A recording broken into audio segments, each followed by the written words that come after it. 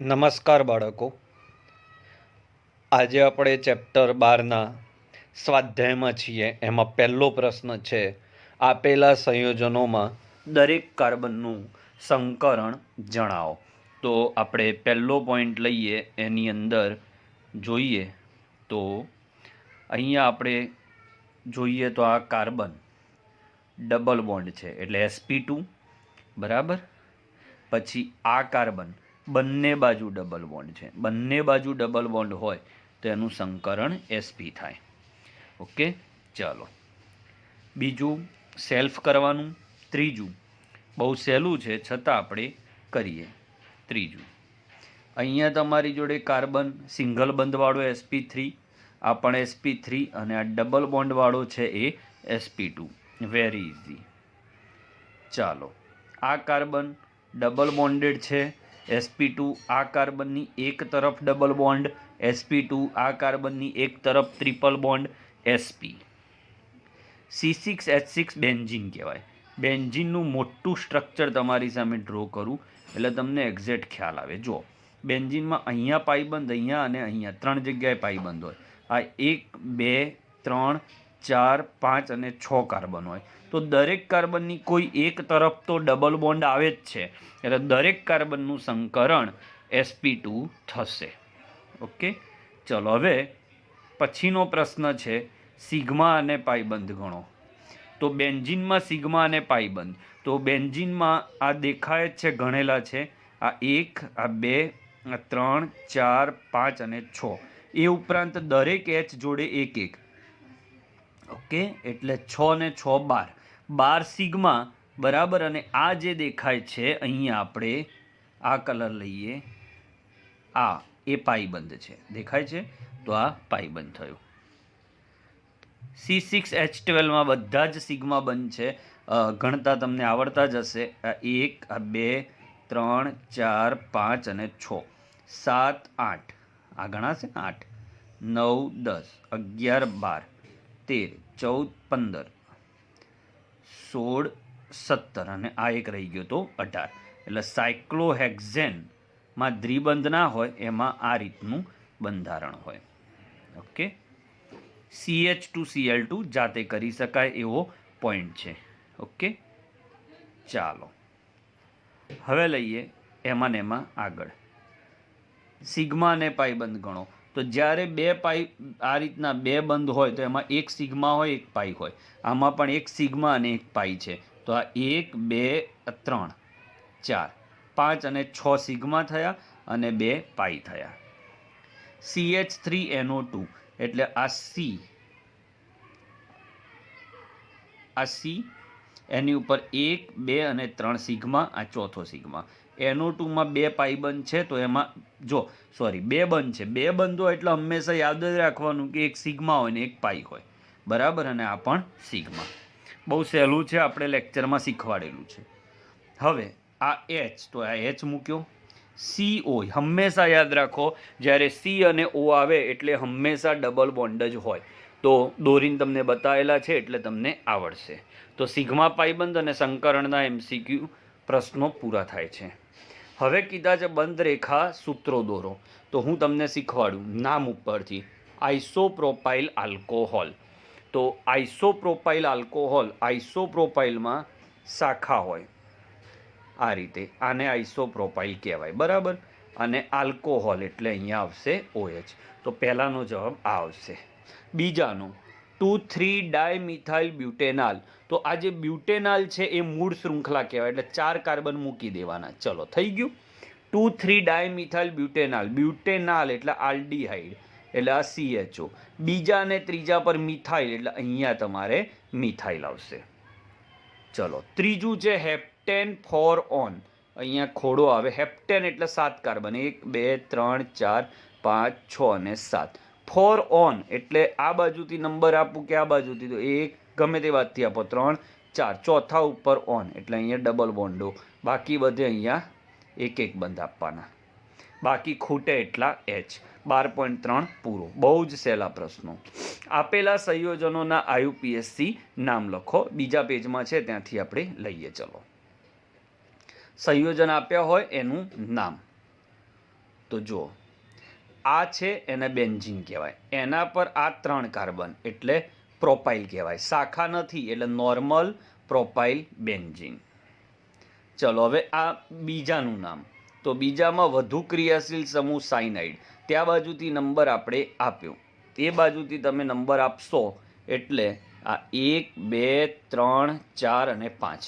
હવે એક ક્રિયાશીલ સમૂહ છે અને એક વિસ્થાપિત સમૂહ, તો આપણે નિયમ શીખેલા જ છીએ કે આ આગળ લખીશું, આ પાછળ, એટલે 3 મિથાઇલ પછી 5 કાર્બનના પેન્ટેન અને નાઇટ્રોજનને નાઇટ્રાઇલ લખાય છે. ઓકે, બહુ સહેલા પોઈન્ટ. ચલો આ તો બધાને આવડે જ છે. મિથાઇલ મિથાઇલ જે છેડેથી નજીક પડે એ છેડેથી નંબર આપો, તો આમથી પણ 2 નંબર આવે ને આમથી પણ 2, એટલે ગમે તે બાજુથી નંબર અપાય, એટલે 2,5 ડાયમિથાઇલ 6 કાર્બન હેક્ઝેન. ચાલો આની અંદર હવે તમે જોશો તો 3 અહીંયા ભૂલ છે, 3 3 જ આવશે. આ લાંબી શૃંખલા થઈ. હવે જે છેડેથી નજીક પડે એ છેડેથી નંબર આપવાનો, એટલે 1 2 3. હવે 3 નંબર ઉપર ક્લોરો પણ છે ને બ્રોમો પણ છે. બ્રોનો સ્પેલિંગ બીથી ચાલુ થાય, ક્લોરોનો સ્પેલિંગ સીથી, એટલે બ્રોમો પહેલાં, 3 બ્રોમો 3 ક્લોરો હેપ્ટેન. ચાલો હવે તમારી જોડે આલ્ડીહાઇડ છે અને હેલોજન છે, તો ક્રિયાશીલતા શ્રેણી તમે બુકમાં મેં લખાઈ છે, એમાં જોઈ લેજો. આલ્ડીહાઇડ વધુ ક્રિયાશીલ છે એટલે આને નંબર 1 મળ્યો, આ 2 3. સીએલમાં કાર્બન ના હોય એટલે એના નંબર ના અપાય, એટલે 3 નંબર ઉપર ક્લોરો, જે વધુ ક્રિયાશીલ હોય એ પ્રત્યયમાં જાય, ઓછો ક્રિયાશીલ આગળ આવે, એટલે 3 ક્લોરો, બરાબર જોતા રહેજો, 3 ક્લોરો પછી 3 કાર્બન, એનો પ્રોપેન લખ્યો અને આલ્ડીહાઇડનો આલ, એટલે 3 ક્લોરો પ્રોપેનાલ. ઓકે, આ રીતે થાય. હવે જોઈએ આગળ. અહીંયા આ નંબર આપવામાં ભૂલ થઈ છે, એને ધ્યાનમાં ના લેતા. તમારી પાસે OH સમૂહ છે અને Cl સમૂહ છે, તો વધુ ક્રિયાશીલ કોણ? OH. તો OH જે છેડેથી નજીક પડે ત્યાંથી નંબર આપવાનો, એટલે અહીંયા તમારે 1 નંબર આવશે ને અહીંયા 2. તો બીજા નંબર ઉપર ક્લોરો ક્લોરો એટલે 2 2 ક્લોરો 2 વાર, એટલે ડાયક્લોરો, 2 કાર્બન એટલે ઇથેન, પહેલા કાર્બન પર OH એટલે ઓલ. બરાબર. ચાલો 12.5. નીચેનામાંથી કયું નામ સાચું છે અને કેમ, તો એ આપણે ચેક કરવાનું છે. તો તમારે બધા જે 2 નામ આપ્યા છે ડ્રો કરીને તમારે જાતે એનું સાચું નામ લખવાનું. બરાબર, જેમ કે આ 2 2 ડાયમિથાઇલ પેન્ટેન છે, તો આ પેન્ટેન લખ્યો અને બીજા ઉપર ક્લોરો. હવે આનું બીજું નામ કોઈ શક્ય જ નથી. બરાબર, એટલે આ સાચું છે. એટલે જે તમને આ પ્રશ્ન કેવી રીતે સોલ્વ કરાય, તો તમને જે 2 ઓપ્શન આપ્યા છે આ અને આ ડ્રો કરવાનું. બરાબર, IUPAC નામ મુજબ કયું સાચું છે. બીજા નંબર ઉપર ડાય શબ્દ લખો છો તો 2 ના લખાય, 2 2 લખાય, એટલે આ ખોટું છે અને આ સાચું છે.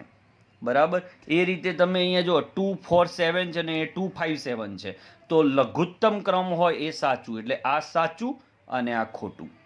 બરાબર, હવે આમાં તમે જુઓ તો 2 ક્લોરો 4 મિથાઇલ, અહીંયા 4 ક્લોરો 2 મિથાઇલ અને પેન્ટેન, તો પેન્ટેન દોરો 1 2 3 4 અને 5.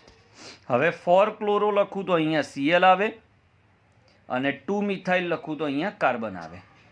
તો પછી આમથી નંબર શું કરવા આપું? આ 1 2 આમ કેમ આપું? આમથી અપાય નંબર. કેમ? ક્લોરોનો સ્પેલિંગ પહેલાં ચાલુ થાય, એટલે આ જવાબમાં પહેલું સાચું ને બીજું ખોટું. આ રીતે તમારે જોવાનું છે. તો પ્રેક્ટિસ તમારે કરવાની છે, જેટલું તમે કરશો એટલો તમને ફાયદો છે. ચલો આગળ વધીએ. આપેલા સંયોજનોના પ્રથમ 5 સભ્યો જણાવો. તો જોઈને જ ખબર પડી જાય છે બાળકો કે HCOOH, HCOOH એનો મતલબ શું થાય? તો કાર્બોક્સિલિક એસિડ છે. એના પહેલા 5 સભ્યો એટલે કાર્બન વધારવાના, 1 કાર્બન 2 3 4 અને 5 કાર્બન.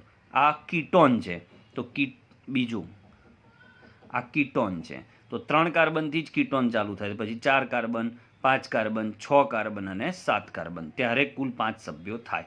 આ ત્રીજું છે એ આલ્કીન છે. બરાબર, તો આલ્કીનના 5 સભ્યો એટલે 2 કાર્બનથી ચાલુ થઈ છેક સુધી પહોંચી જશે. બરાબર, હવે સંઘનિત બંધારણ ને એ શું છે તમે જાણો છો. સંઘનિત બંધારણ એટલે ટૂંકું બંધારણ અને બંધ રેખા મોડલ એટલે ખાલી લાકડીઓ દોરી દેવાની. એટલે 12.7 નંબર તમારે સેલ્ફ કરવાનું. ના આવડે તો ઝૂમના લેક્ચરમાં મને પૂછવાનું, હું શીખવાડીશ. બરાબર. આ જે સી છે એ શીખવાડ દઉં. હેક્ઝેન ડાયાલ, તો હેક્ઝેન એટલે 1 2 3 4 5 અને 6. ડાયાલ એટલે CHO સમૂહ 2 વાર, પહેલા ઉપર અને અહીંયા. બરાબર. આ એનું બંધારણ થાય. 12.7. આની અંદર તમારે ક્રિયાશીલ સમૂહ ઓળખવાના છે. બરાબર. તો ક્રિયાશીલ સમૂહ આની અંદર આપણે પહેલામાં જોઈએ તો OH ક્રિયાશીલ અને CHO સમૂહ ક્રિયાશીલ. બરાબર. આલ્ડીહાઇડ અને આલ્કોહોલ. આની અંદર NH2, થોડા નીચે જઈએ એટલે ક્લીન દેખાય. આ રહી જુઓ. બીજાની અંદર NH2 ને એમિનો સમૂહ કહેવાય. COO એટલે ખાલી એસ્ટર સમૂહ કહેવાય. આ રહ્યો A. અને N તો આ એમાઇન સમૂહ કહેવાય. ઉપર પણ એમાઇન છે, પણ આ પ્રાથમિક છે કારણ કે એક જ સાથે જોડાયો છે. આ 1 2 અને 3 સાથે જોડાયો એટલે તૃતીયક કહેવાય. આની અંદર કયો ક્રિયાશીલ સમૂહ છે? તો આ ડબલ બોન્ડ વાળો એટલે આ આલ્કિન અને આ NO2 નાઇટ્રો. ક્રિયાશીલ સમૂહ ઓળખવાના હતા ખાલી. ચલો, પછી પ્રશ્ન આપ્યો છે કે આ કાર્બન આયન અને આ કાર્બન આયનમાં કોણ વધારે, કયો ઋણાયન વધારે સ્થાયી? તો સિમ્પલ છે. આ NO2 સમૂહ જે છે, આ NO2 સમૂહ એ ઋણાઈ અસરવાળો છે. બરાબર. NO2 સમૂહ એ ઋણાઈ અસર ધરાવે છે. આથી તે એના ઋણભારને વધારે સ્થાયી કરે. જ્યારે આ જે ઇથાઇલ સમૂહ છે એ ધનાઈ અસર દર્શાવે છે. આથી એ આની ઋણાઈ નેગેટિવ આયનને અસ્થાયી કરે.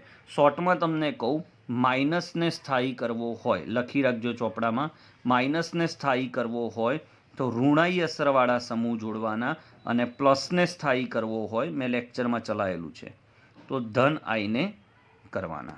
બરાબર. ચલો, પાઈ પ્રણાલી સાથે જોડાયેલા સમૂહો શા માટે ઇલેક્ટ્રોન દાતા તરીકે વર્તે છે સમજાવો. તો પાઈ ઇલેક્ટ્રોન જે છે એ ઇલેક્ટ્રોન હોય અને હાઇપર કોન્જ્યુગેશન એની અંદર થાય. તો આખી થિયરી 12.10 નંબરનો પ્રશ્ન હાઇપર કોન્જ્યુગેશન થિયરીમાં આપણે આવી ગયા છીએ. 12.11 નંબરનો પ્રશ્ન ધોરણ 12 માટે છે, એટલે અત્યારે આપણે કરવાનો નથી. 12.12 આપણે આવી ચૂકેલો છે. હવે આપણે 12.13 ઉપર ચર્ચા કરીએ. ઘાટા અક્ષરે દર્શાવેલા પ્રક્રિયકોમાં દર્શાવો કેન્દ્રાનુરાગી છે કે ઇલેક્ટ્રોન અનુરાગી. તો કેન્દ્રાનુરાગી કેવી રીતે શોધાતો તો આપણે યાદ કરીએ. Nu-, જેના પર માઇનસ હોય, અને E+ એ ઇલેક્ટ્રોન અનુરાગી. તો આના પર માઇનસ છે, તો ખબર પડી જ ગઈ મને તો કે આના પર માઇનસ છે એટલે એ Nu-.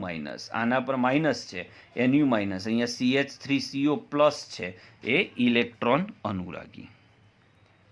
બરાબર. નીચે દર્શાવેલી પ્રક્રિયાઓ આ એકમમાં અભ્યાસ કર્યો છે, તો એ પ્રક્રિયાઓનો જણાવો કે શું છે. તો પહેલી પ્રક્રિયા તમે જુઓ તો HS-, જોતા રહેજો, આખું સમજાવું છું તમને. HS- માઇનસ છે એટલે કેન્દ્રાનુરાગી તો આવ્યો જ. હવે એને શું કર્યું, એ અંદર ગયો અને બ્રોમિનને બહાર ફેંક્યો. તો અંદર જઈને બહાર ફેંકે એને વિસ્થાપન કહેવાય. તો કેન્દ્રાનુરાગી, જો કેન્દ્રાનુરાગી વિસ્થાપન. બીજી રિએક્શન જોઈએ. બીજી રિએક્શનની અંદર આપણે જોઈશું તો અહીંયા ડબલ બોન્ડ છે, એ ડબલ બોન્ડ તૂટી ગયો. ડબલ બોન્ડ તૂટે એને કઈ પ્રક્રિયા કહેવાય? યોગશીલ. બરાબર. ત્રીજી રિએક્શનમાં OH- છે. જો OH- એટલે Nu- થયો. એને અહીંયાથી બ્રોમિનને દૂર કર્યો અને હાઇડ્રોજનને દૂર કર્યો અને પાઈબંધ બનાવ્યો. તો મેં શીખવાડેલું છે લેક્ચરમાં કે પાઈબંધ રચાય તો એ વિલોપન પ્રક્રિયા કહેવાય. તો જુઓ, ત્રીજી પ્રક્રિયાનું નામ વિલોપન પ્રક્રિયા. 2 અણુએ ભાગ લીધો એટલે દ્વિઆણ્વિક. તમે દ્વિઆણ્વિક શબ્દ આગળ નહીં લખો તો ચાલશે. છેલ્લામાં તમે જુઓ તો OH અંદર જાય, સોરી, બ્રોમિન અંદર જાય છે. એક જ મિનિટ.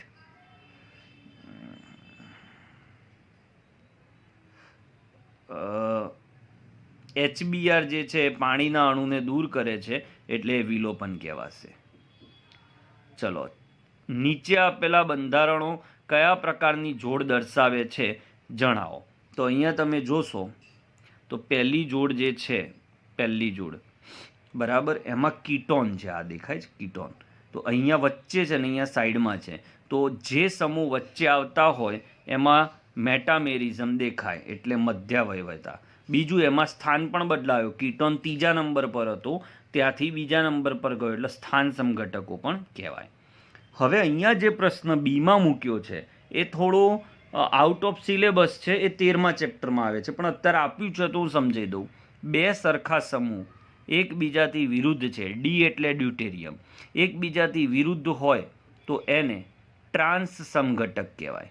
અને બંને સમૂહ એક તરફ હોય તો એને સીસ સમઘટક કહેવાય. અને સીસ અને ટ્રાન્સ સમઘટકોને ભૌમિતિક સમઘટક કહેવાય. એટલે બીજાનો જવાબ આવે ભૌમિતિક સમઘટક. ત્રીજાની અંદર તમે જોશો તો સંસ્પંદન થાય છે. આ ઇલેક્ટ્રોન યુગ્મ અહીંયા ફેલાય છે, બરાબર. તો સંસ્પંદન બંધારણ કહેવાય. પ્રેક્ટિસ તમારે કરવાની જ છે, પછી જ તમને આવડશે.